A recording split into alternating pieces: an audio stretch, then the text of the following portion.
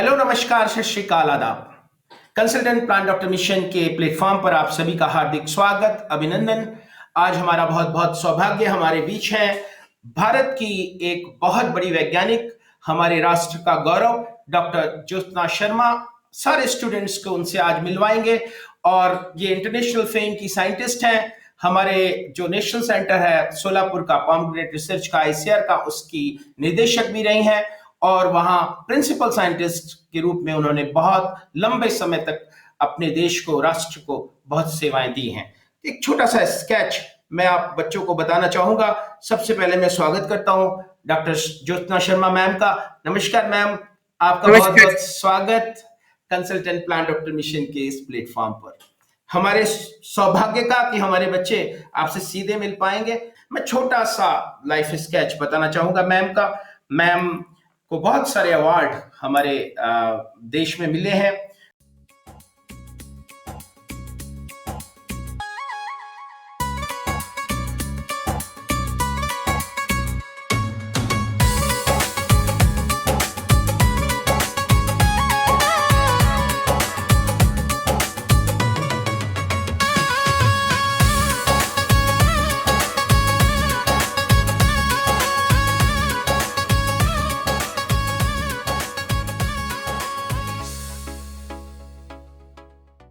और इसके अलावा प्यारे बच्चों, ये जान लीजिए 76 रिसर्च आर्टिकल्स उनके पब्लिश हुए हैं। उनके 40 बुक्स, चैप्टर्स और रिव्यू पेपर पब्लिश हुए हैं। और जो सबसे बड़ी चीज़ है वो है 2 पेटेंट उन्होंने हमारे राष्ट्र को उपलब्ध कराए हैं। 2 पेटेंट उनके नाम से हमारे राष्ट्र को प्राप्त हुए हैं। तो मैम से आज हम रूबरू होंगे, हमारे बच्चों की इंस्पिरेशन होगी। हम उनकी बचपन की भी बात करेंगे, उनके लाइफ की भी बात करेंगे, उनके वैज्ञानिक बनने के पूरे सफर की भी बात करेंगे और उनके साइंटिफिक कंट्रीब्यूशन की भी बात करेंगे। तो मैम, आपसे सबसे पहला सवाल तो ये कि बचपन कहाँ से गुजरा, कहाँ के रहने वाले हैं? बचपन मेरा हिमाचल प्रदेश सोलन में गुजरा। रहने वाले तो मेरे पेरेंट्स जो हैं उत्तर प्रदेश के हैं जी। मेरे पिताजी ने शुरू सर्विस हिमाचल में ही करी है जी जी। तो हम लोग वहीं पे पैदा हुए, बड़े हुए जी। और सोलन में मेरा नर्सरी से लेके एमएससी तक का एजुकेशन है। सोलन में हुआ? सोलन में। पीएचडी मेरी आईआरआई न्यू दिल्ली से हुई है। जी जी। उसके बाद मेरा जो फर्स्ट पोस्टिंग था एआरएस के अंदर जी, वो सीपीआरएस जलंधर जी जी, पंजाब में। जी जी। और जब ये नया सेंटर खोला गया सोलापुर में, national research centre on pomegranate, क्योंकि पोमोग्रेनेट जब खोला लगाया लोगों ने, भगवा वैरायटी आई जी, तो लोगों का बैक्टीरियल बाइट से बहुत ज्यादा प्रॉब्लम आने लगा था। और वो वहां के जो लोकल संस्थान थे शायद वो कंट्रोल नहीं हो पा रहा था। तो फार्मर्स का डिमांड था, शरद पवार जी तब एग्रीकल्चर मिनिस्टर थे तो उन्होंने बोला कि ये सेंटर यहाँ पे खोलना है। जी जी। तो वो सेंटर 2005 में खोला गया और हम लोगों का जलंधर से मेरा तब ट्रांसफर वहां पे कर दिया गया। तो 2006 अप्रैल में मैंने MSc on pomegranate Solapur join किया था और रिटायर में वहीं से हुई हूँ अभी 2023 में October. Right ma'am, right ma'am. हम तो ये जानना चाहते थे मैम कि जब आपका स्कूलिंग हो रहा था बचपन के अंदर, तो कभी ये दिमाग में आया कि मैं वैज्ञानिक बनूं? ये कब जनरेट हुई दिमाग में बात कि मुझे वैज्ञानिक बनना है? हाँ, नहीं, वो भी एक लंबी कहानी है जी। तब तो ये लैपटॉप, नेट नोट का कोई होता नहीं था और उस टाइम डॉक्टर और इंजीनियर यही 2 एक वो होते थे कि डॉक्टर बनना है, इंजीनियर बनना है, नहीं हो पाए तो जो फिर बाकी कुछ। जी जी। तो मैं जब हमारा हायर सेकेंडरी का लास्ट बैच था, उसके बाद 10+2 सिस्टम शुरू हो गया था जी। तो अब मेरा जो बैच था वो लास्ट बैच 11th का था बोर्ड का जी। तो हमारे 3-4 महीने पहले ही हमारे कुछ टीचर्स चले गए थे, मैथ्स के टीचर चले गए थे जी। और हमारी एक्स्ट्रा क्लास लेने कोई आते थे कॉलेज से जी। स्कूल में कॉलेज से आते थे वो एक्स्ट्रा क्लास लेने, और मेरे को मैथ्स का बहुत ज्यादा शौक था जी। हालांकि नंबर मेरे बायोलॉजी में ज्यादा आते थे पर मैथ्स का मुझे जिस दिन टीचर ने करा दिया उस दिन मैं पूरी एक्सरसाइज घर पे बैठ के करती थी और फ्री पीरियड में भी करती थी जी। तो मेरे को था कि मुझे इंजीनियर बनना है जी। और उस टाइम पेरेंट्स चाहते नहीं थे कि लड़कियां इंजीनियरिंग साइड जाए, क्योंकि लड़के वहाँ लड़कियां कम होती थी तब। जी तो मेरे को फादर ने कहा नहीं नहीं वो नहीं करना है, मेडिकल करो। जी तो जब मेरा कॉलेज में एडमिशन हुआ तो वहां पे था first year, BSc first year जो था उस कॉलेज में, या तो प्री मेडिकल ज्वाइन करो या प्री इंजीनियरिंग। जी तो मेरे को डैडी ने प्री मेडिकल ज्वाइन करवा दिया। जी जो मैथ्स के टीचर जिन्होंने स्कूल में पढ़ाया था मेरे को, जी उनको मेरा मैथ्स पता था। जी और उन्होंने फिजिक्स के सर को भी बोला, फिजिक्स के सर मेरे पिताजी को शायद जानते थे, तो उनको बोला कि ऐसा ऐसा है। और एक दिन 1 महीना मुझे प्री मेडिकल करके हुआ था, वो आ गए कि नहीं नहीं ये एप्लीकेशन बना के ले आए वो, जी और उस एप्लीकेशन में का साइन करो। मैं कहा नहीं नहीं डैडी गुस्सा करेंगे, नहीं नहीं नहीं मैंने बात कर ली है, तुम करो कि तुम्हें चेंज करना है प्री मेडिकल से प्री इंजीनियरिंग। प्री इंजीनियरिंग किया मैंने, तो प्री इंजीनियरिंग ज्वाइन कर लिया। फिर उसके बाद तो प्री इंजीनियरिंग ज्वाइन हो गया मेरा, और बाय चांस भगवान की दया से मैं उसमें जो बोर्ड का एग्जाम हुआ, मेरिट लिस्ट में 3rd नंबर था मेरा। वाओ तो मेरिट लिस्ट में 3rd होने की वजह से डायरेक्ट मेरे को चंडीगढ़ में जो इंजीनियरिंग कॉलेज था वहां पे एडमिशन मिल गया। हाँ, मतलब कि उसमें था मेरिट लिस्ट वालों को मिलता था डायरेक्ट, पर वो एडमिशन मिल गया। मैं गई भी, पर जब तक ये रिजल्ट हिमाचल बोर्ड का आया तब तक 1 महीना का पढ़ाई हो चुका था इंजीनियरिंग कॉलेज में। तो मैं जब वहां पे गई, मैं पहली लड़की थी। हाँ, तो वहां पे जब मैं गई तो ज्वाइन कर लिया, और मेरे को ये होता था कि मुझे फेल नहीं होना, अपनी तरफ से बेस्ट करना है मुझे। तो टीचर मेरे को क्लास अटेंड करके बोलते थे कि ज्योत्सना ये लो, ये 1 महीने का जो तुम्हारा मिस हुआ है, किसी की नोट्स लेके मेरे को दे देते थे कि ये 1 महीने का तुम करो। जैसे ही टीचर जाते थे वो लड़का नोट्स लेके चला जाता था मेरे से कि नोट्स लेने हैं तो यहाँ पे मिलो, नोट्स लेने हैं तो वहां पे मिलो। अब ऐसे ही हर बारी होने लगा, 15-20 दिन 25 दिन हो गए, अब मेरे को नोट्स ही नहीं मिल रहे थे। टीचर लेके देते थे पर जो स्टूडेंट्स थे ले जाते थे। फिर मेरे को डर लगने लगा मैं तो फेल हो जाऊंगी। फिर डैडी का नहीं, मेरे को नहीं पढ़ना। तो अंकल और डैडी वगैरह का नहीं, अब एडमिशन लिया है करो, इतनी मुश्किल से एडमिशन मिलता है करो। फिर बीच में स्ट्राइक चली कुछ, उसके बाद फिर से मैं आई, फिर यही सब चलता रहा, और फाइनली मैंने कहा मुझे जाना ही नहीं है।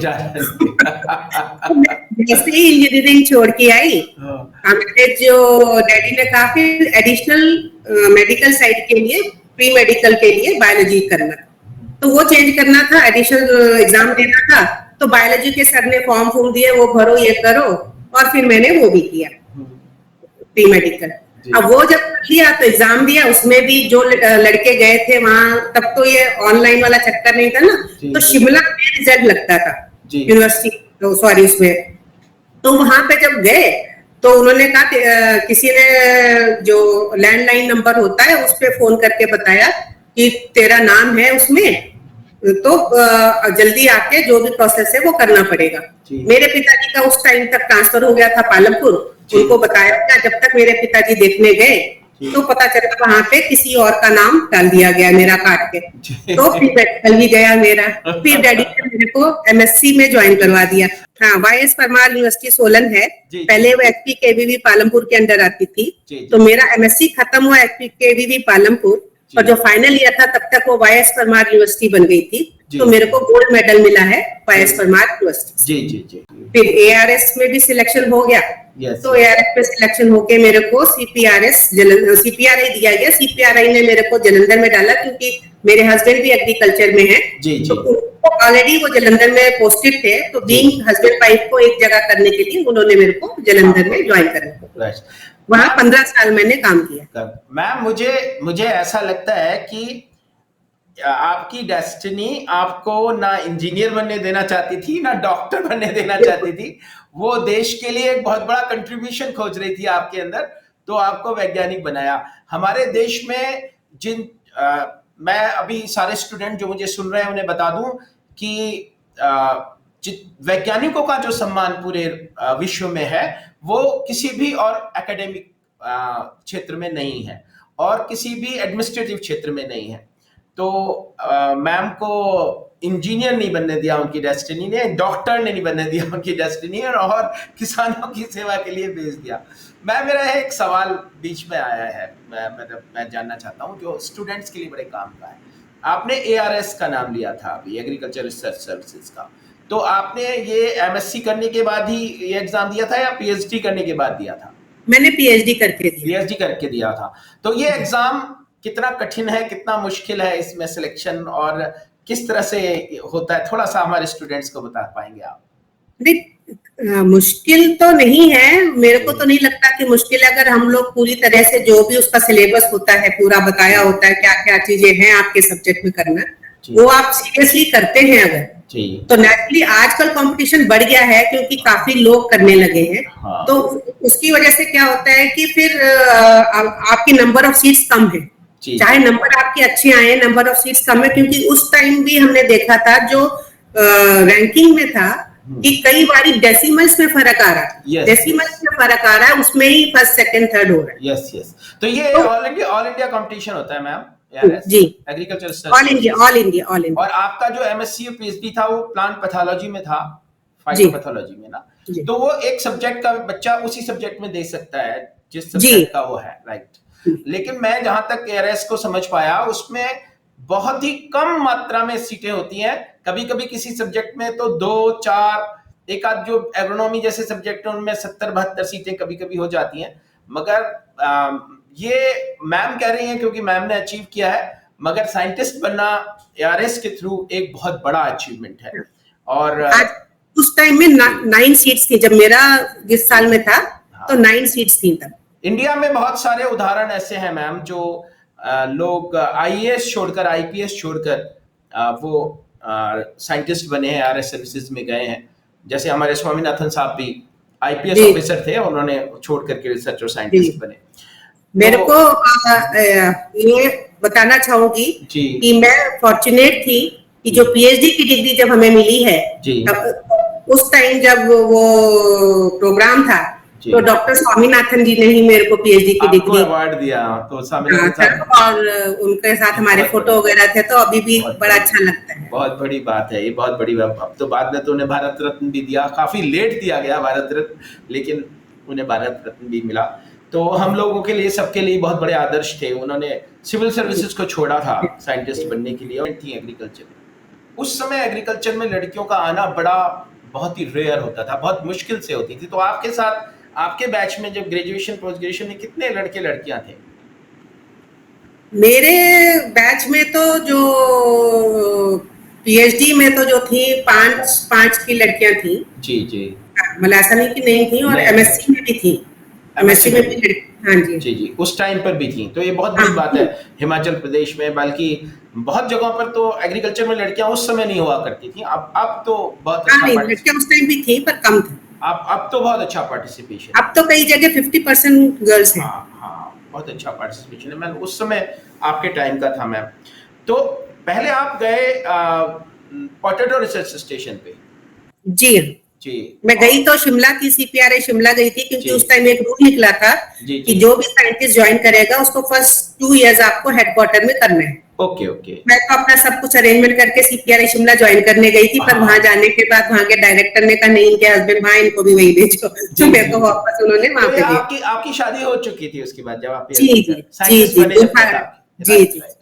तो सर से आपकी शादी अरेंज मैरिज थी? अरेंज ही थी। जी। तो ऑलरेडी सोलन में थे? हाँ, मतलब कि प्रपोजल था, पर मेरी तरफ से सोलापुर में। हाँ, प्रपोजल था, पर ये था कि डैडी मम्मी को अगर कोई प्रॉब्लम नहीं है तो मुझे कोई प्रॉब्लम नहीं है, क्योंकि जिससे भी अरेंज करेंगे मैं जानती नहीं उनको। जी। तो डैडी मम्मी को बोल दिया गया था, इनको बोल दिया गया था। डैडी मम्मी, मेरे अंकल नहीं बोला था इनको, एक्चुअली वो भी उसी कॉलेज में थे और वो जानते थे इनको। तो उनको बता दिया गया था। उन्होंने फिर इनसे बात करी होगी, उनको ठीक लगा, तो उन्होंने इनके बोला आप अपने पेरेंट्स से बात करो जाके पहले। तो आपके पेरेंट्स क्या चाहते हो, अकॉर्डिंगली फिर सारा कुछ अरेंज। यस। मैम, तो सर किस सब्जेक्ट के साइंटिस्ट हैं? वो भी प्लांट पैथोलॉजी में ही। वो भी प्लांट पैथोलॉजी के साइंटिस्ट हैं। वो ऑलरेडी मतलब सोलापुर में साइंटिस्ट थे उस वक्त? नहीं, वो पोटैटो में ही थे। वो पोटैटो में थे, यहाँ शिमला में। बाद में हम दोनों को वहां पे हस्बैंड वाइफ पे इकट्ठे ही ट्रांसफर किया गया सोलापुर। फिर सोलापुर में कुछ सालों के बाद उनको सॉर्गम रिसर्च सेंटर में भेज दिया गया था, जो रवि सॉर्गम के अंडर आता है। राइट। तो वो वहाँ एक सेंटर था सोलापुर में, उसमें उनको भेज दिया गया। तो आपका तो बड़ा काम केवल पोमग्रेनेट पर रहा, मतलब हाँ, पहले पोटैटो में था, फिर उसके बाद पोमग्रेनेट में। Right right. 15 साल पोटैटो में थी। हाँ मैम, मैं तो कुछ ऐसी बातें आपसे पूछना चाहता हूँ जो हमारे जो स्टूडेंट्स हैं वो उनसे बेनिफिट हो सकें। जैसे कि एक साइंटिस्ट बनना कितना बड़ा चैलेंज है, कितना मुश्किल काम है। सिलेक्शन हो गया, आप एक वैज्ञानिक बन गए, आपको एक सेंटर दे दिया गया, तो वहां पहुंचकर के बाद क्या चैलेंजेस होते हैं आपके सामने एज ए साइंटिस्ट? चैलेंजेस जो भी आपका डिवीजन है जी, उसके हिसाब से होता है। जैसे मेरा प्लांट पैथोलॉजी था जी, तो वहां पे जाके पोटैटो में क्या डिजीजेस है जिसकी वजह से फार्मर्स को रेट्स कम मिल रहे हैं या नहीं हो पा रहा है, लॉसेस ज्यादा हो रहे हैं, तो हमको उस हिसाब से अपना काम चूज करना है और काम करना। मैं जैसे वहां पे गई थी तो soil and tuber borne diseases पे मेरे को काम दिया गया था। जी जी। और उसमें कुछ डिजीजेस आती थी, जैसे राइजोकोटोनिया की आती थी, एक स्कैब आता था जो स्कैब को कुछ और भी बोल रहे थे, तो उसपे मैंने सब काम किया। और सीड प्रोडक्शन पे मेरा काम था, तो उसमें जब काम किया तो सॉइल सोलराइजेशन एक टेक्निक ऑलरेडी नोन टेक्निक है, पर वो स्टैंडर्डाइज नहीं करी गई थी अपने पोटैटो के लिए। तो मैंने उसका 2-3 साल उस पर काम करके वो स्टैंडर्डाइज किया, और उसमें जो पोटैटो हुआ वो पोटैटो एकदम एग की तरह क्लीन, और साइज भी यूनिफॉर्म था। मतलब कि उसमें ये होता था कि आपने जो विदाउट सोलराइजेशन किया है उसमें एक प्लांट निकालेंगे तो 2-3 बड़े ट्यूबर्स, फिर छोटे छोटे छोटे ऐसे। जो सोलराइजेशन किया था उसमें क्या हुआ, हमारे जैसे 90 डेज का क्रॉप था, तो 60 डेज के बाद ही वहां पे फ्रॉस्ट गिर गया।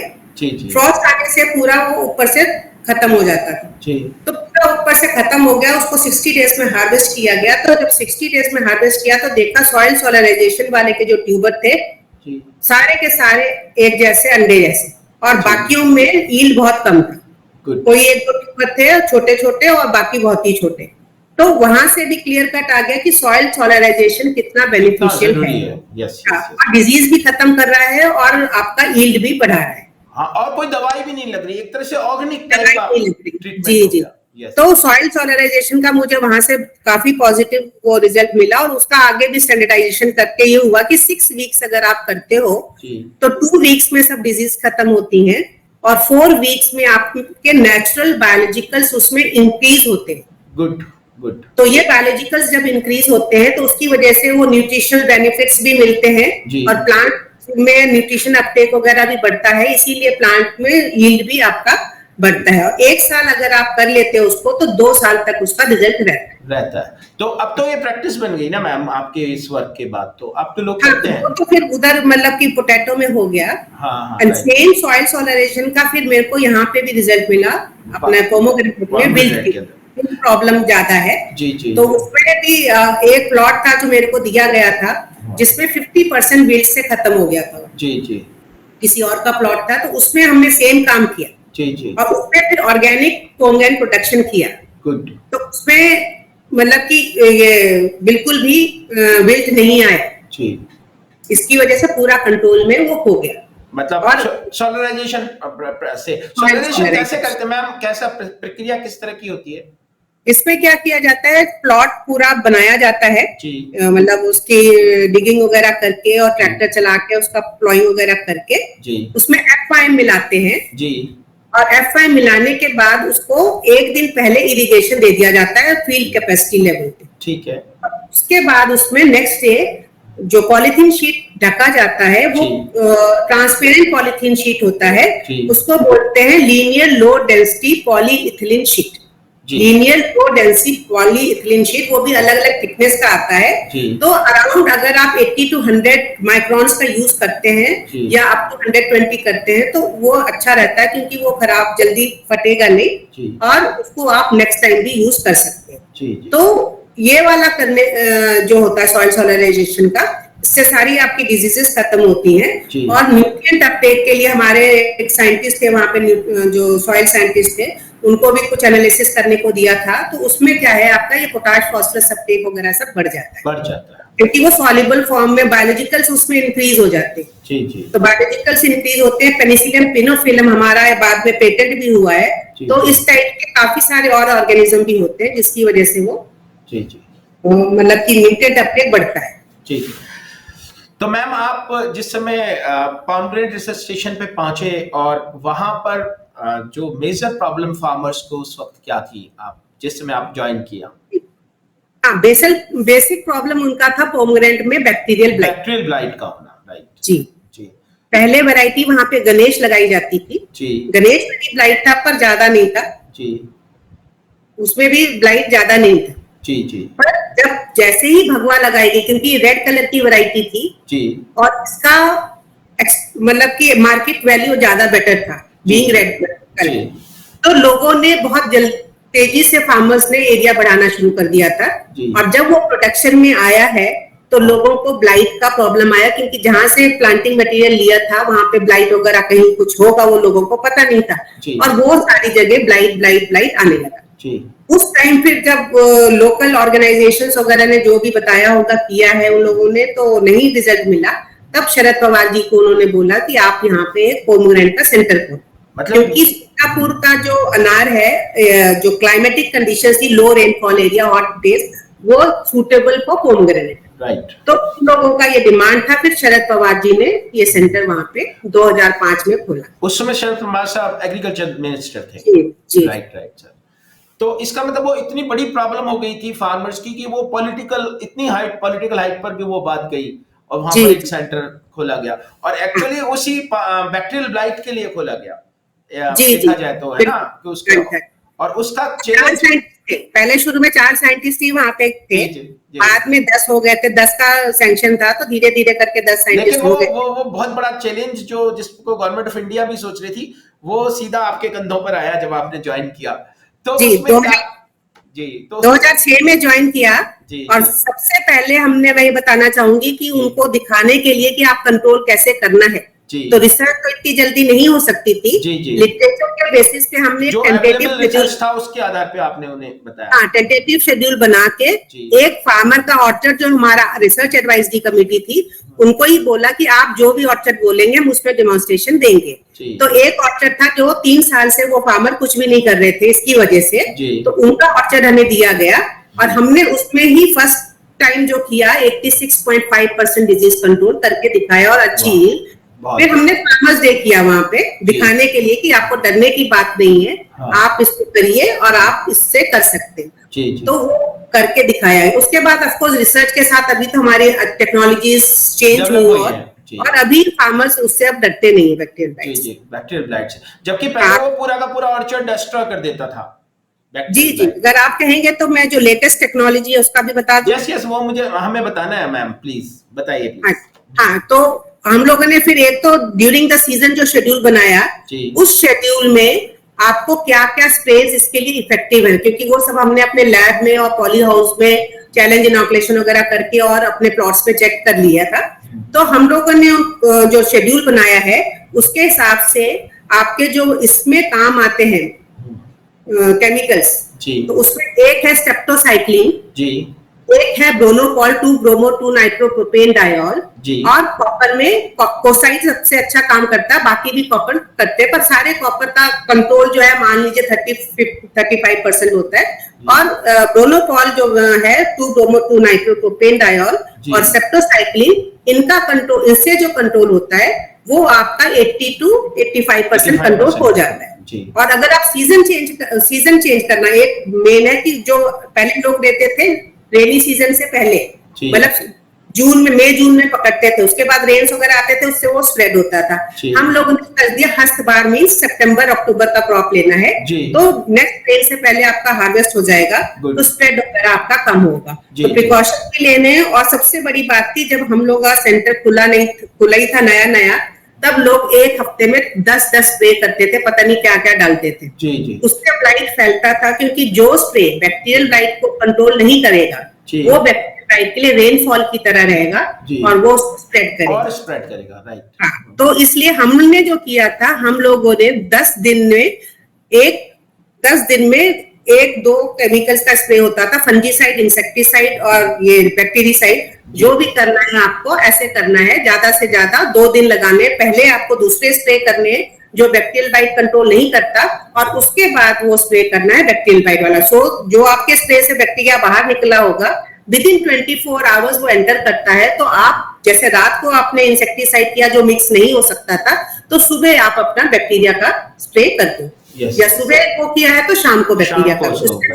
हाँ, तो precautions are more important. Right. तो वो तो पूरी टेक्नोलॉजी का पैकेज बना के आपने वहाँ के फार्मर्स को दिया होगा इसका। जी हाँ, हमने ये पैकेज पूरा दिया, और फिर हमको नेशनल हॉर्टिकल्चर मिशन से हमको एक कॉन्ट्रैक्ट रिसर्च प्रोजेक्ट मिला डेमोन्स्ट्रेशंस देने के लिए ये बैक्टीरियल बाइट का। तो वो डेमोन्स्ट्रेशंस हम लोगों ने 3 स्टेट्स में दिया, 35 ऑर्चर्ड्स में 1 हेक्टेयर ईच।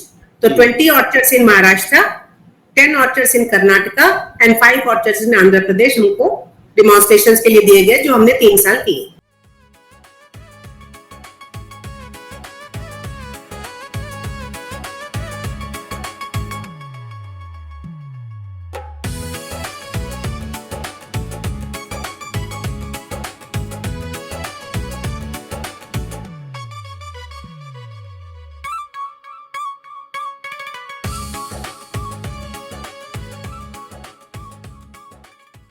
जी। तो मैम ये तो एक नेशनल लेवल का सेंटर है पामनेट का, ये तो पूरे नेशन को ये एडवाइस देता होगा। और इसकी आप 3 साल से ज्यादा डायरेक्टर भी रही, एक्टिंग डायरेक्टर रही इस संस्थान की, और ये बहुत बड़ी बात है। हम तो उन चीजों को जानना चाहते हैं हमारे स्टूडेंट्स के लिए जो साइंटिस्ट के बारे में आमतौर पर पता नहीं होता।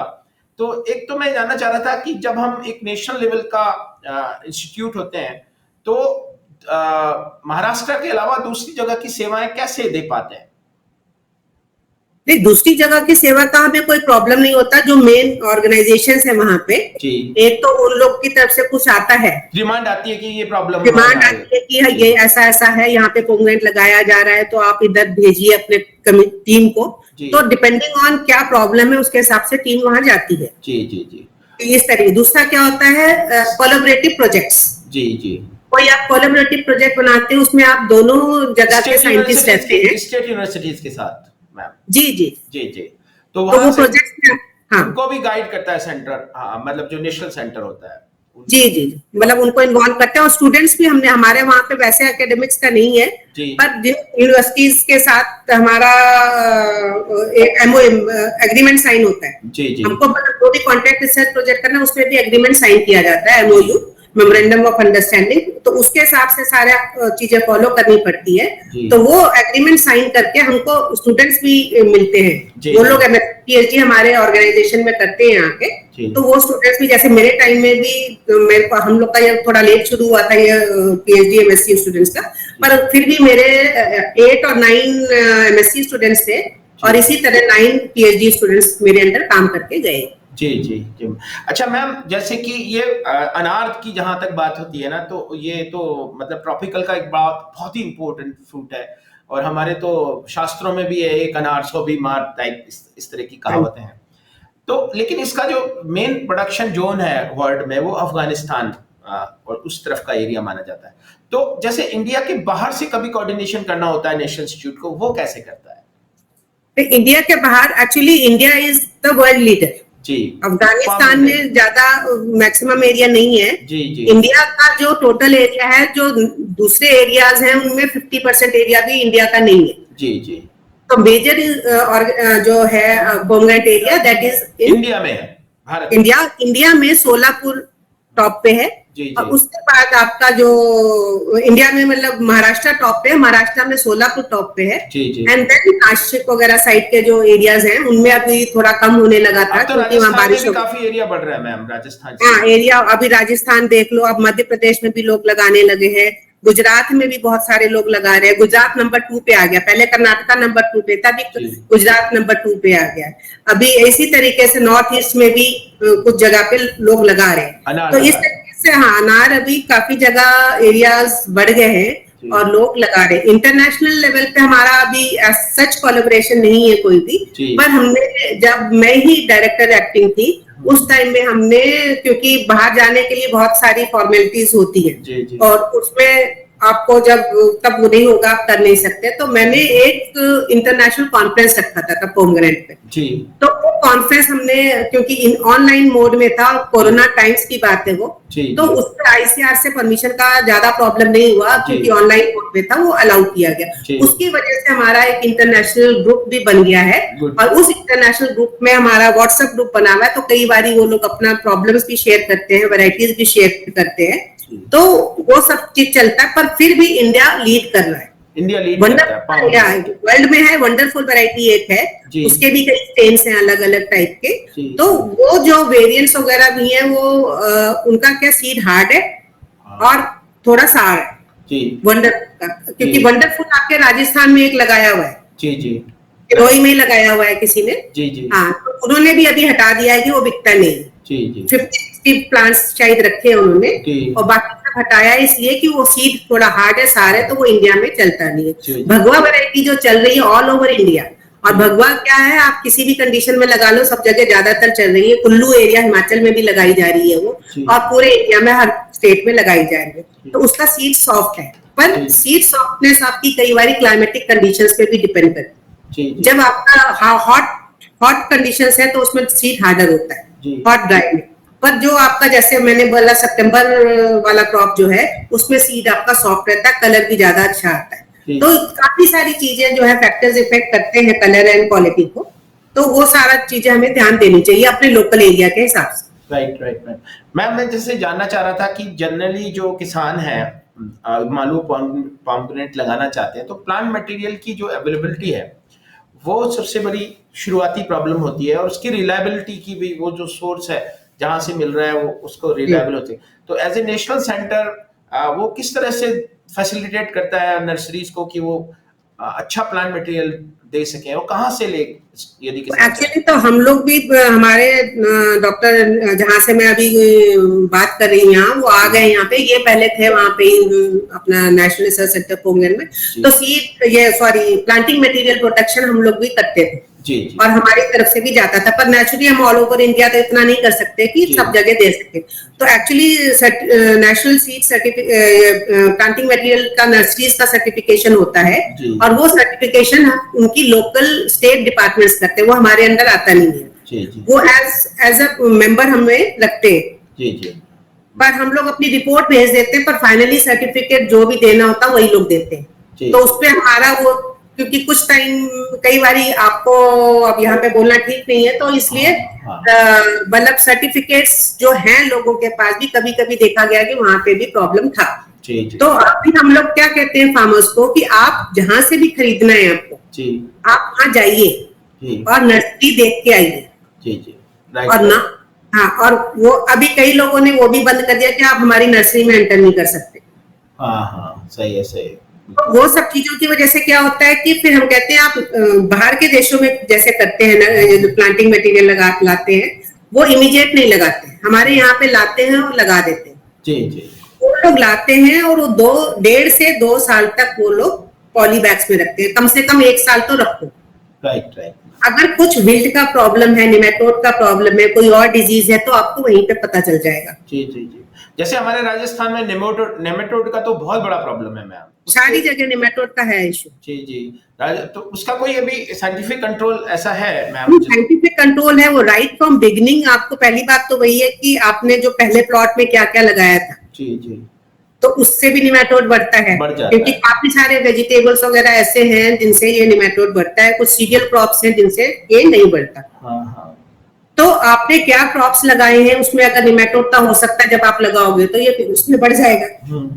आप ये जो लेकर आए हो प्लांटिंग मटेरियल, उसमें उन्होंने सॉइल, हम कहते हैं स्टेराइल करके डालना है जी। अब उन्होंने सॉइल को स्टेराइल करके नहीं डाला है, ऐसे ही उठा के फील्ड से डाल दिया, तो उसमें भी निमेटोड है, वेट है।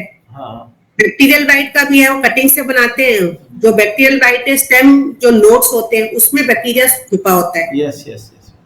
तो जो उसमें छुपा होता है ये, तो वहीं से वो आपका कटिंग में आता है। जब भी देखेंगे हम लोग क्या कहते हैं, आप शुरू में जब लगा रहे हो तो प्लांट को देखो, जब 5-6 महीने का भी हो गया है तब भी सॉइल के ऊपर जो नोड्स हैं कटिंग के, वहां पे आपको कुछ रॉटिंग टाइप कुछ दिख रहा है, ब्लैक दिख रहा है, अगर वहां पे वो बैक्टीरियल डाइट हो सकता है और वहीं से वो पत्तों में जाता है, पत्तों से फिर आगे जाता है। तो वो सारी चीजें बहुत ध्यान देने वाली होती है, क्योंकि हमने ये सब पॉली हाउस में करके देखा, कटिंग्स लाके भी देखी, तो जो नए कटिंग्स होते हैं और जो नया इन्फेक्शन होता है वो 1 साल तक उसमें ज्यादा होता है। जो पुराने कैंकर्स बन चुके, पुराने हो चुके, 4 साल 5 साल पुराने, 3 साल पुराने, उससे वो बैक्टीरियल डाइट नहीं फैलता, क्योंकि वो बड़ा कैंकर जो बनता है पहले बैक्टीरिया आता है और बाद में उसके ऊपर बहुत सारे फंगस आते हैं। तो हमने वो भी स्टडी किया क्या क्या फंगस आते हैं, तो उसमें 10 फंगस ऐसे थे जिसमें एक था फ्यूजेरियम का, तो वो फंगस से वो बड़ा सा कैंकर बन जाता था। जी जी। तो उससे ब्लाइट फिर फैलता नहीं था, चाहे कैंकर बड़ा भी है। तो ऐसी छोटी छोटी कई बातें होती है जो उस पर हमें ध्यान देना पड़ता है। और बैक्टीरियल डाइट ना आए तो स्प्रे करते वक्त भी ध्यान देना है कि जब आप स्प्रे कर रहे हो तो स्टेम्स को भी ठीक से कवर करना है। जी जी। ऑटोमेटिक स्प्रेस चल चुके हैं तो वो स्प्रे करते चले जाते हैं, वो देखते भी नहीं हवा से उड़ कहाँ रहा है, मतलब हवा, एक तो हवा चल रही है तब करना ही नहीं है स्प्रे अर्ली मॉर्निंग, और जब भी नहीं हो रहा है, हवा नहीं चल रही तब करना है। पर लोग हमेशा उसके लिए कोई इंतजार नहीं करते। जैसे जो ऑर्चर्ड हमारे यहाँ पर, हमारे राजस्थान में स्पेसिफिकली बहुत सारे लोग आते हैं हमारे पास, जो ऑर्चर्ड 3, 4, 5, 6 साल का भी हो गया, फ्रूटिंग पर आ गया, 8 साल का हो गया, उसके बाद जो नेमेटोड की प्रॉब्लम आके वो पौधे पीले होकर के मरते हैं, उनको कुछ तरह कोई हम लोग कंट्रोल कर सकते हैं क्या? हम आए, कई फार्मर्स का आता भी है एक सब प्रॉब्लम्स भी, तो हम क्या बोलते हैं, अगर आपका ये निमेटोड ज्यादा है तो, और प्लांट ग्रोथ वैसे अच्छी है पर निमेटोड ज्यादा है, तो आप क्या करो कि जो हार्वेस्टिंग जब खत्म हो जाता है, और ये खासकर आपका जब ये दिसंबर वगैरह मंथ्स आ गए, तो उस मतलब वो हॉट क्लाइमेट नहीं होना चाहिए उस टाइम, क्योंकि रूट्स को पानी तब ज्यादा चाहिए। तो रेस्ट पीरियड में आप रूट प्रूनिंग करो, रूट प्रूनिंग कर दो, मतलब कि वो वाली रूट सारी निकाल देनी है और उसको ड्रेंचिंग करना है, फंजीसाइड से ड्रेंचिंग करना है, सो दैट जो भी इंजरीज आई हैं उससे रूट इन्फेक्शन ना हो, प्रोटेक्शन हो जाएगा। जी। उसके बाद आपको ऑर्गेनिक्स वगैरह डाल के पानी अच्छे से दे के और धीरे धीरे फिर आपका वो रूट्स, नए रूट्स आ जाते हैं। तो जब जी, तो उसमें फिर आपको नेमेटिसाइड्स जो है वो भी यूज करना है, शुरू में ही करना है, नेमेटिसाइड्स वगैरह भी यूज करना है। और हम लोग का रिकमेंडेशन है कि जो नेमेटिसाइड डालना है सून आफ्टर हार्वेस्ट डालना है, एक बारी बाहर जब पकड़ते हैं, क्रॉप लेते हैं, उससे पहले डालना है, तो 2 बारी जरूर डालना है। और उसके अलावा पैसिलोमाइसिस जो आपका बायोलॉजिकल है वो आप, हाँ, हम लोग कहते हैं बायोलॉजिकल सब राइट फ्रॉम बिगिनिंग डालिए, मुझसे डालिए, ताकि आपको प्रॉब्लम आ गई है तो केमिकल का इस्तेमाल करना है। तो पैसिलोमाइसिस का है, अभी ट्राइकोडर्मा की भी कुछ स्पीशीज हम लोग के आई है, वो भी अभी हमारा आने वाला है प्रोडक्ट। तो उस तरीके से वो चीजें जब डालेंगे शुरू से ही तो आपको प्रॉब्लम नहीं आएगी। सिमिलरली एक है एस्परजिलस नाइजर, जो बहुत पुराना, मैं जो मेरा पेटेंट में नाम है, जो आपने देखा भी, तो एस्परजिलस नाइजर जो है AN27 है वो, और वो वाला एक सॉइल एप्लीकेशन का प्रोडक्ट है, जो हमने यहाँ पे पोंगेट विल्ट के लिए आके टेस्ट किया तो अच्छा रिजल्ट। तो हमारा एक वो भी रिकमेंडेशन है कि उसको भी राइट फ्रॉम बिगिनिंग आप यूज करेंगे तो विल्ट का प्रॉब्लम नहीं आएगा। वो भी 100% निमेटोड नहीं करता है, वो भी कुछ % निमेटोड को कम रखता है, पर विल्ट के लिए अच्छा कंट्रोल करता है राइट फ्रॉम बिगिनिंग। और पैसिलोमाइसिस और एस्परजिलस एक साथ यूज हो सकता है क्या मैम? जी, दोनों को बस मल्टीप्लाई अलग करना है और डाल देना है। ओके मैम, केमिकल का नाम और बता सकते हैं यदि मान लो एक निमेटोडाइड जो आप बता रहे हैं, निमेटोडाइड? हाँ जी, हाँ, एक तो निमिट्स है, हाँ, फ्लुएनसल्फोन कहते हैं उसको। जी बिल्कुल ठीक है। फ्लुएनसल्फोन 2% जो है वो 40 ग्राम पर प्लांट डाला जाता है। ठीक है सर, सही है। इसको 4 जो ड्रिपर्स है ना उनके नीचे डालते हैं, थोड़ा सॉइल हटा के उनके नीचे डाला जाता है, और सीजन में 2 बारी, ऐसे बोला, एक बारी बाहर पकड़ने से पहले, एक बारी बाद में। दूसरा है फ्लूओपायरम, मैं भेज भी दूंगी आपको स्क्रीनशॉट वगैरह बाद में, जो चाहिए। बिल्कुल 34.48% SC है वो, ठीक है। वेलम प्राइम के नाम से आता है, जी। और इसको 2 ml पर प्लांट डाला जाता है, ठीक है। ये भी सीजन में 2 बारी तो जरूरी है डालना, ठीक है। अभी एक नया आया है सेलिब्रो, ये रेक्रेलमेल एक्टिव करके है जी, ये भी 2 ml पर प्लांट डाला जाता है। ओके। अच्छा मैम, अब जो बात मैं जानना चाह रहा था आपसे वो ये था कि जिस समय हमारे स्टूडेंट्स होते हैं वो यूनिवर्सिटीज में, कॉलेजेस में, तो एकेडमिशियंस को देखते हैं कि वो assistant professor, associate professor, professors को देखते हैं, उनकी लाइफ को भी देखते हैं। लेकिन जो साइंटिस्ट होते हैं, जो नेशनल इंस्टीट्यूट के साइंटिस्ट होते हैं, राष्ट्रीय स्तर के, वो एक उनके बारे में कोई उनसे मिलना, उनसे बहुत ज्यादा इंटरेक्शन स्टूडेंट्स का कभी होता नहीं।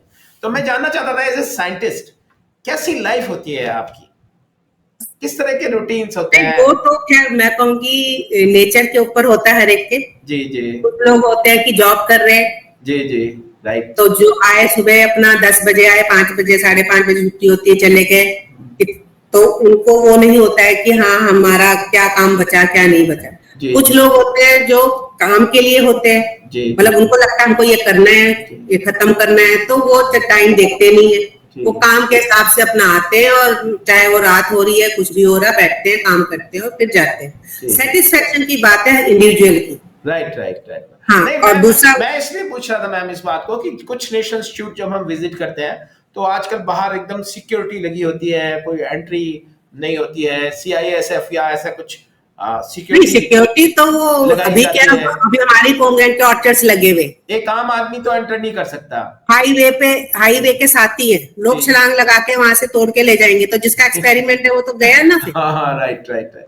नहीं, मेरा मतलब यही था कि जो सिक्योरिटी वगैरह होता है, बकायदा परमिशन लेके, और आपके रेजिडेंस वगैरह भी अंदर ही होते हैं उसके। हाँ, हमारा तो अभी आजकल रेजिडेंस कम बनाने लगे क्योंकि लोग रेजिडेंस पे रहना नहीं चाहते हैं, और अगर बने तो रहना जरूरी होता है। हाँ जी जी बिल्कुल। तो या बहुत आउट ऑफ सिटी हो तो लोग रेजिडेंस बनाते, नहीं तो आजकल तो रेजिडेंस वगैरह सब अपना अपना ले ही रहे। हाँ, तो जैसे एज ए साइंटिस्ट अपने आप को बस वहीं एंगेज रखना पड़ता है, या बाहर की भी आप लोगों का विजिट रहते हैं फार्मर्स के यहाँ?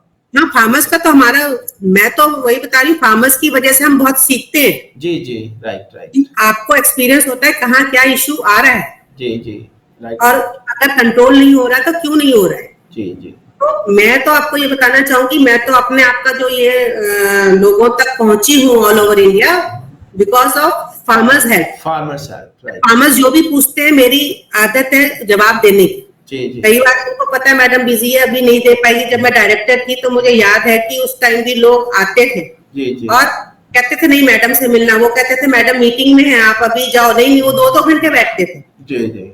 उनको फार्मर को जिससे सेटिस्फेक्शन हो गया वो फिर कांटेक्ट करते रहते हैं। महाराष्ट्र में फार्मर्स आर वेरी एक्टिव, बहुत एक्टिव। तो वो लोग आते हैं, ग्रुप्स में भी आते हैं, इंडिविजुअल भी आते हैं, जो प्रॉब्लम है वो लेकर भी आते हैं। आजकल ये मोबाइल में व्हाट्सएप चालू हो गया है, तो आप बिलीव नहीं करोगे, मेरे जो कॉन्टेक्ट्स हैं अराउंड 5000 कॉन्टेक्ट सेव्ड हैं। तो 400-500 में मान लू मेरे फ्रेंड्स रिलेटिव्स होंगे तो 4500 तो मेरे फार्मर्स हैं ऑल ओवर इंडिया। और 80-90 ग्रुप्स हैं जिसमें उन लोगों ने मुझे ऐड किया हुआ है। तो मैं रोज तो 80-90 ग्रुप्स देख नहीं सकती हूँ। तो जिन पता है कि और कुछ नहीं होता है, सिर्फ क्वेरीज ही होती हैं, तो वो वाले ग्रुप्स को फिर भी खोल लेती हूँ। बाकी ग्रुप्स को मैं वंस इन अ वीक या 10-15 डेज में खोलती हूँ कि कुछ जरूरी हुआ तो ठीक है, नहीं तो डिलीट करती हूँ। तो इस तरीके से मतलब आप फार्मर, और उनकी वजह से कई जगह पता चला कहाँ क्या प्रॉब्लम बढ़ रहा है। आजकल जैसे राजस्थान में भी सतपुष्प हो रहा, और ये आजकल राजस्थान के फार्मर्स बहुत आ रहे हैं, गुजरात के फार्मर्स इन्हीं चीजों के लिए कॉन्टेक्ट कर रहे हैं कि सतपुष्प और कॉलेटर ट्राइकम का प्रॉब्लम ज्यादा आ रहा है। अच्छा मैम, एक जो चीज शायद हमारे स्टूडेंट्स के लिए बड़े काम की होगी, आपने नेशन के लिए 2 पेटेंट आपने अचीव किए हैं, और ये बहुत बड़ी चीज होती है। तो ये 2 पेटेंट क्या क्या हैं, इन पर क्या रिसर्च वर्क है, थोड़ा एक एक करके बता सकते हैं क्या मैम? फर्स्ट पेटेंट तो मेरा PhD के काम का ही है जी। हाँ, तो ये जो Aspergillus niger जी विल्ट के लिए काम था। ओके, ये इसमें पोमेग्रेनेट के ऊपर ही था या नहीं हाँ, तब पोमेग्रेनेट में नहीं था, कुकरबिट्स पे था। कुकरबिट्स पे था। हाँ, तो ये हमने जो मेरा इस टाइम शुरू हुआ था, तो मेरी जो PhD guide doctor Vinita Sen के अंदर मैंने PhD करी IRI से। हम लोग जमुना बेट पे गए थे जी। वहां पे ये बहुत कुकम्बर वगैरह लगा था, वो पूरा का पूरा विल्टेड था। ठीक है। कुछ प्लांट्स ऐसे थे जो विल्ट नहीं हुए थे, ग्रीन थे जी। हमने वो सॉइल सैंपल इकट्ठे करे ठीक है। और उसमें से मैंने आइसोलेशंस लिए जी। Defect fungi, bacteria, actinomyces, around 250 to 300 अलग अलग आइसोलेट्स थे जी। उनको हमने सबको विल्ट फंगस के अगेंस्ट, फ्यूजेरियम विल्ट के अगेंस्ट हमने टेस्ट किया। लैब में किया, पॉली हाउस में किया जी। तो जो लैब पे अच्छे मिले उन्हीं को पॉली हाउस में किया। पॉली हाउस में करने के बाद उनको फील्ड में किया जाता है। तो मेरा जो काम था उसमें एस्परजिलस नाइजर हर जगह अच्छा मिला जी, जो मेरा वाला स्ट्रेन था। फिर उसको हमने कंपेयर किया जो Indian type culture collection IRI में है, वहां से एस्परजिलस नाइजर के स्ट्रेन लिए गए और उनके अगेंस्ट भी टेस्ट किया गया कि उनका कुछ है, पर इसका रिजल्ट अच्छा था। और इसका फिर आगे मतलब मेरा काम ये हो गया कि ये पोटेंशियल है इसके विल्ट कंट्रोल। उसके बाद बाकी स्टूडेंट्स जो मैडम को मिले 4 या 5 और स्टूडेंट, मतलब 10 साल लगे थे ये बायोलॉजिकल फॉर्मुलेशन बनाने में। हाँ, तो मतलब 5-6 स्टूडेंट्स ने मिलकर काम किया। और फिर हम लोग को ये फर्स्ट जो था कैडिला को दिया गया था अराउंड 2000 या 2002 में। Cadila company, Cad agro company है कैडिला के गुजरात में, उनको ये MOU साइन करके दिया गया फॉर्मुलेशन के लिए जी, जो काली सेना के नाम से आया जी। तो उन्होंने काली सेना ओके, क्योंकि इसके स्पोर्स ब्लैक कलर के होते हैं जी। तो इसका नाम, और ये मार रहा है मतलब दूसरे फंगस को, तो उसका नाम काली सेना रखा गया। और वो सॉइल एप्लीकेशन के लिए अलग है और स्प्रे वाला अलग है। दोनों फॉर्मुलेशंस बने और आज तो अब तो उन्होंने और भी आगे बना लिया। उनका जो मतलब एग्रीमेंट वगैरह था वो पीरियड भी पूरा हो चुका, अभी तो 20 साल हो गए उसको जी। तो अभी कोई भी उसको यूज कर सकता है जी। तो इसलिए वो मार्केट में इस तरीके से आ गया वो। तो जो एस्परजिलस नाइजर का एक स्पेसिफिक स्ट्रेन आपने आइडेंटिफाई किया, उसको पेटेंट करवाया आपके 827 स्ट्रेन है वो जी, 827 जी, राइट। तो अब ये प्रोडक्शन में है, लोगों काम आ रहा है जी, अभी भी आ रहा है, अभी और कंपनीज भी लेना चाह रही है जी। तो उनको वही बोला गया था IRI से कांटेक्ट करो जाके। तो विल्ट वो बहुत बड़ी समस्या है देश की, बहुत सारी क्रॉप्स में, तो उसके लिए बहुत ही, और ऑर्गेनिक की तरफ हम लोग जा रहे हैं, तो ये बहुत इंपॉर्टेंट पेटेंट है आपका। मैं यहाँ ऑर्गेनिक पे भी बोलना चाहूंगी कि अगर हम ये सोचें कि 100% ऑर्गेनिक पे जाएंगे तो पॉसिबल नहीं जी। इमरजेंसी केसेस टाइम में आपको कहीं कुछ करना पड़ता है, केमिकल वगैरह भी। और इंटीग्रेटेड, हम तो कहेंगे इंटीग्रेटेड में जाना चाहिए। हाँ, उसमें ये देखिए कि ऑर्गेनिक ज्यादा से ज्यादा यूज हो, इनऑर्गेनिक जरूरत हो उसके हिसाब से आप इस्तेमाल तो आपको रिजल्ट अच्छा मिलता। नहीं तो अगर आप, कई लोगों ने ऐसे किया, ऑर्गेनिक पे गए, फिर जब खराब हो जाता है तब बोलते हैं कि अभी क्या करें। राइट। तो वो सब मतलब हम ये सोचे कि 100% ऑर्गेनिक कर पाएंगे तो शायद पॉसिबल ना हो। अच्छा मैम, ये जो दूसरा पेटेंट है वो और बताइए। डॉक्टर साहब, ऑर्गेनिक में भी एक एपिडा का प्रोटोकॉल है जी। एपिडा का प्रोटोकॉल है, हम लोग ने भी ऑर्गेनिक ऑर्चर्ड देख लिया, एपिडा के प्रोटोकॉल से लिया है। उसमें कुछ प्रोडक्ट्स जैसे कॉपर का ही ले लो, ऐसे कुछ और प्रोडक्ट्स है न्यूट्रिएंट्स के जो वो लोग अलाउ करते हैं ऑर्गेनिक। यस, तो वो करेंगे तो आपको रिजल्ट करना पड़ेगा मैम, न्यूट्रिएंट में तो करना पड़ेगा। तो वही कहते हैं, वो वाला आप एपिडा वाला प्रोटोकॉल करते हैं तो आपको ठीक रहता है। ठीक। दूसरा पेटेंट मैम, दूसरा और बताइए मैम, जो आपका दूसरा पेटेंट है। हाँ, दूसरा है पेनिसिलियम पिनोफिलम है जी। तो ये भी हमारे यही NRCP में पोमग्रेनेट में, तो उसमें भी जो ऐसे जहाँ पे ये प्रॉब्लम्स थे विल्ट वगैरह के अच्छे थे, या हमने वो विल्ट के लिए बेसिकली किया, जो प्लांट ग्रोथ बहुत अच्छी हो रही है औरों की वैसी नहीं है, तो उसका सॉइल वगैरह लेके जो काम किया गया था। तो हमारे एक सॉइल साइंटिस्ट है, सॉइल साइंटिस्ट थे, अभी तो वो ट्रांसफर लेके चले गए हैं, तो वो भी हमारे साथ प्रोजेक्ट में इन्वॉल्व थे। तो हमने उनको कहा था न्यूट्रिशनल एस्पेक्ट्स के लिए आप काम करो। तो ये सब उनको मैंने सिखाया था कि आप किस तरीके से कर सकते हैं। उन्होंने एक आइसोलेशन किया था और पैथोलॉजिकल वर्क मैं करती थी, न्यूट्रिएंट का वर्क उन्होंने किया। और फिर उसको भी देखा गया, जब स्टडीज करी गई, तो पेनिसिलियम पिनोफिलम का क्या है कि जब आप उसको यूज करते हैं तो आपका पोटाश का रिक्वायरमेंट जो है 50 to 60% कम हो जाता है, तो इतना कॉस्टली होता है जी। और आपका फॉस्फरस का जो भी है वो भी आपका 20 to 30% तक फॉस्फरस भी कम हो जाता है जी। और विल्ट का भी ये मतलब 100% नहीं, पर मतलब कंट्रोल करता है, पर 100% नहीं। तो ये एक्चुअली ये जो है फंगस है क्या मैम? हाँ जी, फंगस है, और एक्चुअली न्यूट्रिएंट की अवेलेबिलिटी कराता है प्लांट को जी जी प्राइमरीली। इससे मतलब पोटाश फॉस्फरस महंगा बहुत है ना। हाँ। तो वो आपका कॉस्ट रिड्यूस हो जाता है। तो ये पेटेंट भी आपका मार्केट में आया क्या मैम? हाँ हाँ, ये मार्केट में है, ये बेंगलोर की एक कंपनी है जी। और एक महाराष्ट्र में, 2 लोगों ने लिया हुआ है। सोनार के नाम से कर्नाटका में है ये, जी। और P2K2 के नाम से ये इसमें। मैम एक लास्ट सवाल मेरा ये है कि जैसे हमारे जो साइंटिस्ट पेटेंट अचीव करते हैं नेशन के लिए किसी भी रिसर्च इंस्टीट्यूट से, और वो किसी प्राइवेट कंपनी को प्रोडक्शन के लिए दिए जाते हैं, तो उसकी प्रक्रिया क्या है? कैसे सेलेक्ट की जाती है वो कंपनी कि भाई इसको दे दिया कंपनी आती है और अपना जो टर्म्स एंड कंडीशंस है जी वो लोग अगर फुलफिल करते हैं, और वो कंपनी मतलब पहले उनका कैसा स्टेटस है जी, कि उन्होंने और प्रोडक्ट्स बनाए तो होते हैं, अप्लाई क्या गवर्नमेंट को करते हैं या साइंटिस्ट को अप्लाई करते हैं? क्या चीज? वो गवर्नमेंट को अप्लाई करते हैं या साइंटिस्ट को अप्लाई करते हैं? मैं नहीं, गवर्नमेंट को नहीं, वो सेंटर को करते हैं। जैसे हमारे यहाँ का प्रोडक्ट चाहिए ना, जी, तो जी। हमारे डायरेक्टर को अप्लाई करेंगे। अपना उस रिसर्च सेंटर को अप्लाई करते हैं? जी जी। ठीक है, और उसमें साइंटिस्ट की कंसेंट होती है कि इनको दे दिया जाए या नहीं, वो सेंटर तो हाँ, वो तो जब पूरा बन जाता है ना, तो आप अगर आपका प्रोडक्ट बन गया है, हाँ तैयार है, रेडी है, और आप उसको दे ही नहीं रहे हो, तो फायदा ही नहीं ना उसका। हाँ हाँ, वो तो वो जब प्रोडक्शन किसानों तक नहीं आएगा जब पहुंचे, यूज आएगा ना फार्मर के।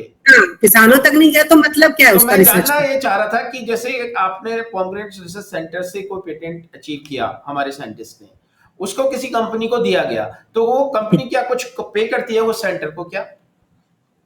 हाँ, पेमेंट होता है। जी जी पेमेंट होता है, वो मतलब डिफरेंट ईयर्स में, जैसे जैसे जैसे साल बढ़ते जा रहे हैं, जी। पेमेंट के रेट्स भी डायरेक्टर वगैरह फिक्स करते हैं, एज पर ICAR रूल्स करते हैं।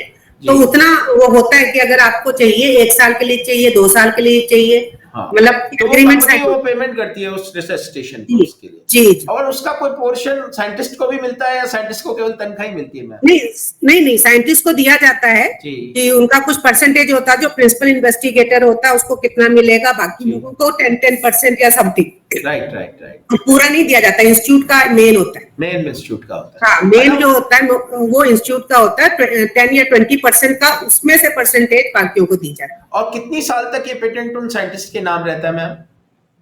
ये आपका कहते हैं कि 20 साल तक जो है ना, जी। 20 साल तक आप जिसको दिया भी है जी। वो कुछ और कहीं पे यूज नहीं कर सकता। अगर उसको उसने 5 साल का लिया, दोबारा करना है तो उसको फिर से एग्रीमेंट वगैरह साइन। अब 20 साल तक कोई भी पेटेंट हो चुका है जी। तो उसको कोई यूज नहीं कर सकता, पर उसके बाद उसको फिर डिफरेंट लोग यूज कर सकते हैं। हैं। हाँ। फिर लेकिन उन साइंटिस्ट का फिर नाम, हाँ, मतलब फिर भी आपको ये बेटर रहता है कि ये जो है ना, गाइडलाइंस वगैरह गवर्नमेंट की चेंज होती रहती है, जी, जी, तो उस right. हिसाब से तो देखना पड़ता है। जी जी सभी कुछ अंदर से निकाल लिया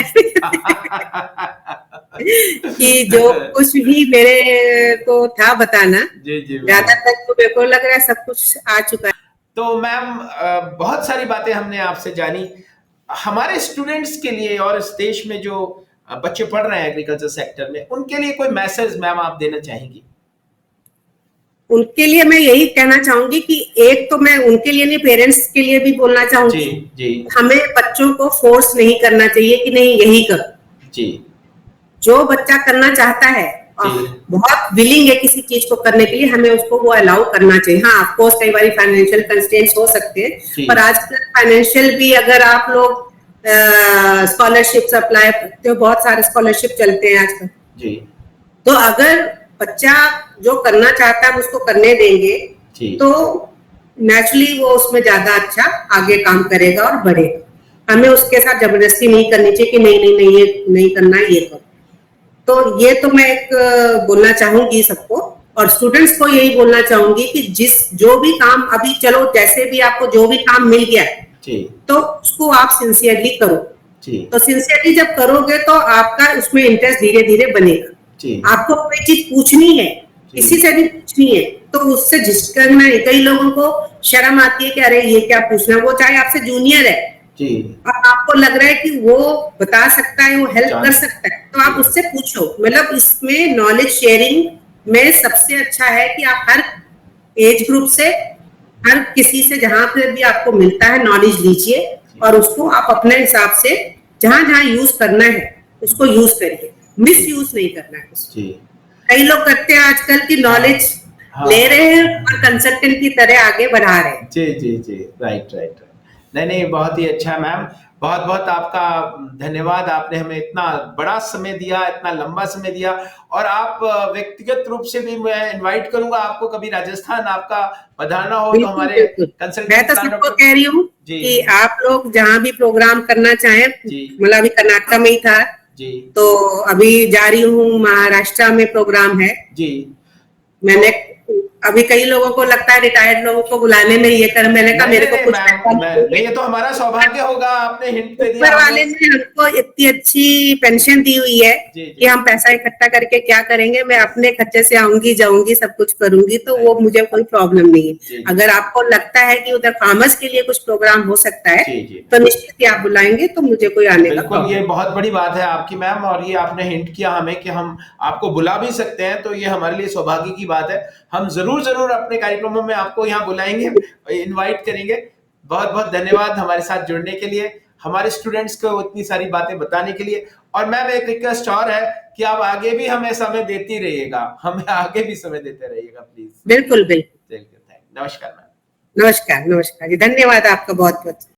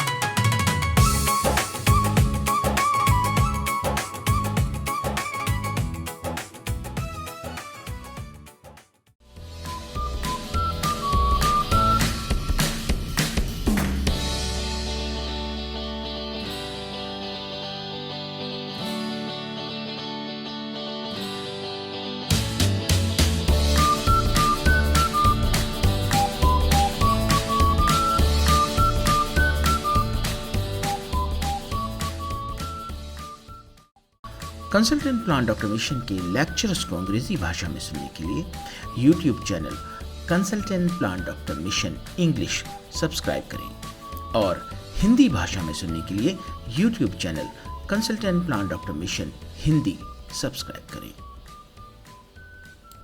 consultant plan doctor mission academic programme का हिस्सा बनने के लिए CPTM फेलो प्रोग्राम को ज्वाइन करें। सबसे पहले कंसल्टेंट प्लान डॉक्टर मिशन का पोर्टल खोलें, CPTM फेलो प्रोग्राम पेज खोलें, ध्यान से पढ़ें, एंट्रीज भरें और सबमिट करें। जैसे ही आप एंट्रीज सबमिट करेंगे, कंसल्टेंट प्लान डॉक्टर मिशन का पोर्टल आपका एक आइडेंटिटी कार्ड जनरेट करेगा। इस आइडेंटिटी कार्ड को आप डाउनलोड कर लें और फ्यूचर रेफरेंस के लिए अपने पास संभाल कर रखें।